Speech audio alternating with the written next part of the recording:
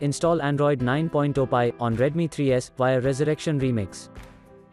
Please check the description for important notes and all the download links.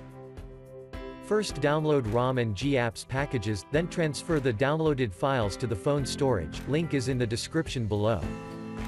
Step 2. Boot your device into TWRP recovery.